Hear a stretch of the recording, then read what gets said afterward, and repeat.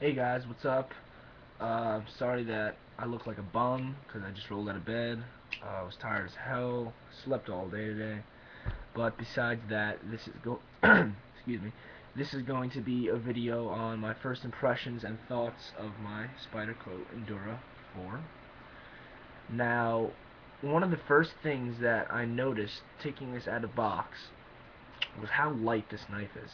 This is a big blade, guys. This is almost a 4-inch blade. It's about 3 3/4, I'm pretty sure, 3 3/4 inch blade, and this only weighs about 3.5 ounces. I'm pretty sure either 3.5, 3.6. It doesn't matter. Even if it was 3.7, it's around 3.5 to me. I don't really notice personally point 0.1 or point 0.2 ounces that much. And I'm gonna pull out my Cold Steel Recon 1. I love the Recon 1, but as you can see, the blade size on this is almost the same. Almost the same blade size, maybe a little bit more. You can see at the top, this like maybe an eighth of an inch more, but this is a lot heavier knife, guys. I'm not sure exactly what the weight on this knife is, but carrying this or just even holding this, you can see that this knife is very much lighter than the Recon 1, and you're getting pretty much the same size blade. Um, so yeah, the blade. I'm just gonna keep talking about the blade here. I love the blade. The blade style, this leaf kind of style blade. Sorry, it's got some freaking fingerprints on it. This leaf style blade, it works like really, really well for like slicing through things, or maybe even chopping small things. I wouldn't use this knife to, chop wood or something, but if you're slicing through things like something maybe like food or packages or something, this will do this very well. I've never. This is a VG10 steel. Can't see that probably. Yep, it's a VG10 steel blade made from in Seki City, Japan. I've never had a VG10 knife. I never actually had a Spyderco knife either. It's my first Spyderco knife. And I was thinking about going with the military or paramilitary, but I looked at the Endura, which is, it's pretty similar to that, other than like the lock and the handles. It's pretty much like, the same size blade and the same steel blade. I'm not sure if the steel, maybe S30V. I'm not sure. Maybe I think it is a VG10, but you're getting basically just a knife with a different lockup and a different handle for pretty much half the price. I got this on Amazon for something like 55, I want to say. $55, and if I wanted to get a military or something like that, it's like 120. And this just seemed like a really a lot better option for the money. And I love it. I really love this knife.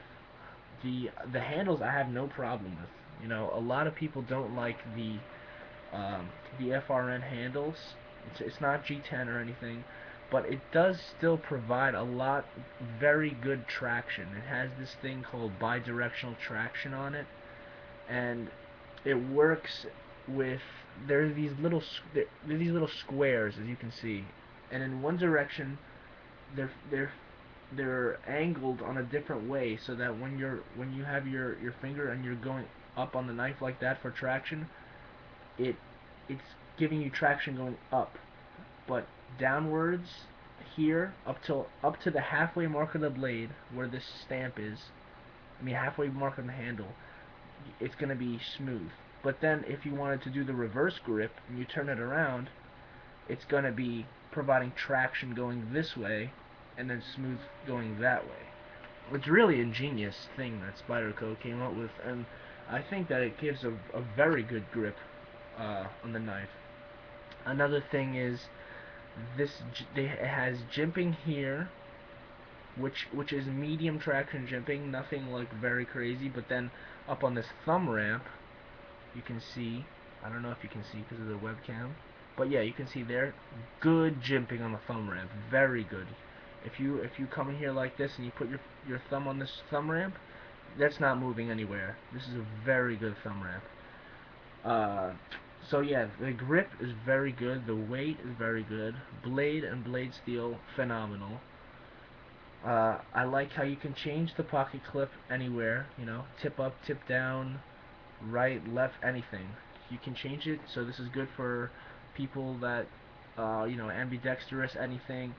And the way I like to carry my knife is, since I have my phone in my right pocket, I'm not a lefty, but I usually just carry my knife in my left hand pocket so that I can get to that more easily, you know, so it's not like kind of hitting my phone. And and that's why in the cold steel, I mean, with the cold steel it has the thumb stud on the right side, but you can still change it to the left side, but the bolt on the back was big enough that I could open it lefty too, like that. Um, Opening. I'm gonna get to opening on this and speed. Um, I don't know if mine just came a little tight, or if I just haven't broken it in that much yet. But I found that this is very, very stiff, very tight. It takes, you know, it takes a lot of force to open it. As you can see, like it, it sticks. I did try to put a little bit of oil in there. Uh, I just think that the pivot screw might have been a little too tight, and I'm just gonna loosen that up a little bit. Once I get I have to go get the Torx screws because these aren't regular like Allen key screws. They're like the star shape, you know what I'm saying? And you can still like flick it open. With my left hand, I can't really do it. I'm not as good lefty. You see it; it doesn't open all the way. I mean, I can still do it. It just takes a little more like, you know, wrist action. But righty, I can open it pretty well almost all the time. See there, I couldn't get it all the way open.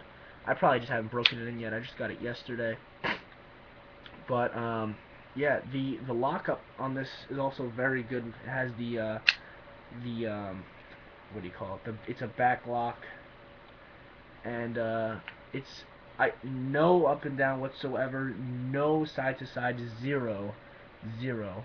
Let me see if I can get this in here. Nope. Up and down, side to side, nothing. It's solid as a rock. This thing. It has inside the handles. You can see there's milled, see those holes right there? Milled steel liners inside for added strength, which makes this knife a very strong and lightweight knife. Uh, I would highly recommend this knife. So far, I mean, I haven't put it through any extensive testing yet, but just from what I can see right off the bat here, everything looks perfect. You know, I EDC this. I like a larger blade for EDC. Yeah, because this is almost 4-inch blade. Some people, if you like a smaller blade, they do have the Delica. I mean, you guys are probably familiar with it, but they do have the Delica, which is basically almost an endura. It has like the same handles, same everything, same blade steel. Just the blade shape is a little bit different, and it's shorter. I'm pretty sure it's like a 3-inch blade. I'm not exact on that, but I know the blade's smaller for sure on the Delica. Uh, but yeah, this seems like a very nice knife. It came very, very sharp. Let me do a cut test real quick. I did the cut test on the unboxing just like really quickly, just like, but yeah, I didn't touch this up or anything. I cut a couple things yesterday. I cut a couple zip ties that were on something. I opened a package. What else did I do? I cut, you know, just like some little things, like some strings that, you know. But yeah, nothing crazy. But still, this is out of box. Spyderco sent this knife. So I never got any Spyderco knives, but my first one. But from what people say, you know, from what everyone says, Spyderco sends their things like razor sharp, and this definitely, you know, justifies that Spyderco does a great job. As you can see, you can see right there, they did a great job on that edge. Very sharp edge. See in the back? Yep, very good edge. I'll just get a piece of paper. Just like butter this knife. You can pull it through it real slow, just has no problem.